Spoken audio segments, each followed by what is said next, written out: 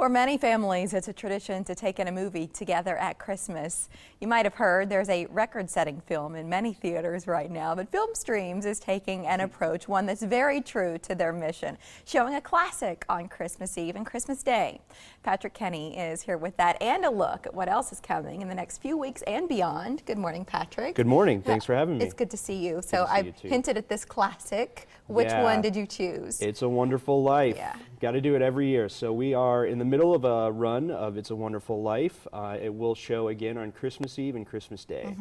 And is it part of your Forever Young That's right. series? This is part of the ongoing Forever Young Family and Children's series, which will continue. It'll be back in 2016, but we're wrapping it up for 2015 with one of the most beloved holiday classics of all time. Of course. So if you're a member, go see it.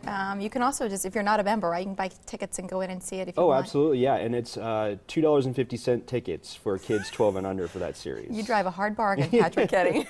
I know access is part of what you're about at Film Streams. Break down the barriers. That's true. So not just this, but you're also looking at bringing a film that's not out yet, but it's getting a lot of awards buzz already, The Danish Girl. Yes, so this is Eddie Redmayne, who you may remember from his Oscar-winning performance as Stephen Hawking in The Theory of Everything.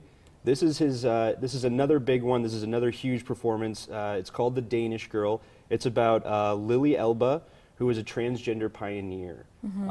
She underwent radical surgery before almost anybody else, and this is the story of a really unique relationship that she had with her partner, who was an incredibly empathetic person and completely well, you know, that's kind of what the movie's about. But they come to an understanding, and it's an amazing story. What makes it so remarkable, I guess, from an art point of view? Absolutely. So that's one of the intriguing things about this film, is that it's also a great movie for people who love art, because they were both Lily and her partner were artists. So if you're a fan of Danish art, this is going to be a really sumptuous experience for you. And the cinematography and the feeling of the film are inspired by paintings from that time and the work of the. And that's part of the reason, right? It's the way in which this film was created is part of the reason it's getting all of this talk, really, about the Oscars already, before many people have already seen it.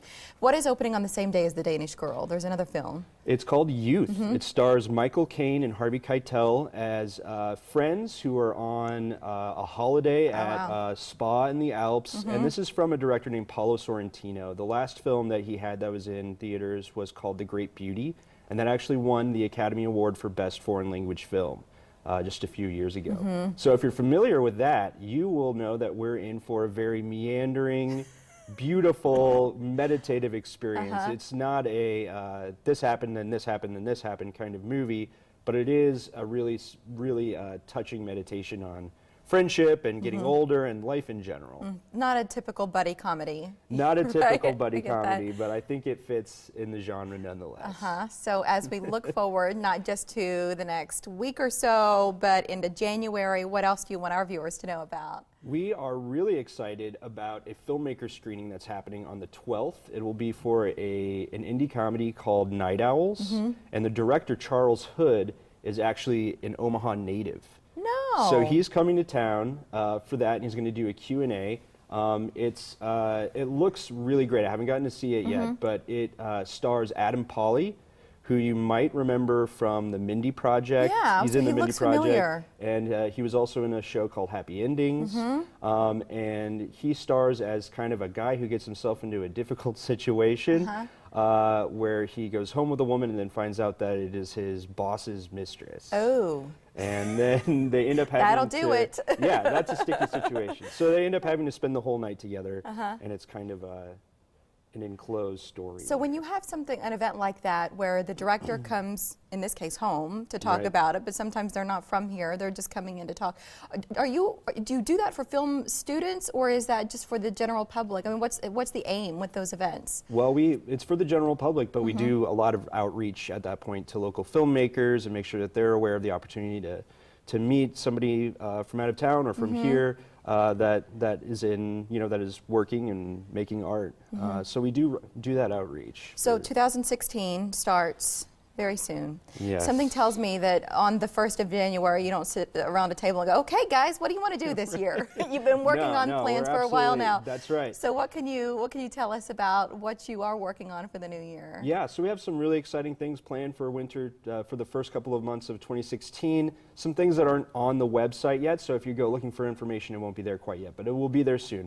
One big thing is that we're going to do a series of westerns. We're really excited about that. You may have already seen some information about that because it's part of the Joslin's, it's called Westward O. It's this thing they put together with a lot of arts organizations around their Go West exhibit. So we're really excited about that. That's going to be fantastic. So. Okay, we'll keep our eyes peeled. Filmstreams.org is the website as new things come, and of course we'll have you back. As long as you behave. No, I think you're probably on the nice list, something tells me this year. Filmstreams 14th and Mike Fahey, in case you'd like to go down and see It's a Wonderful Life this Christmas Eve or Christmas Day. Thank you, Patrick, and a Merry Christmas to your entire team at Filmstreams. Well, thank you very much. I appreciate it.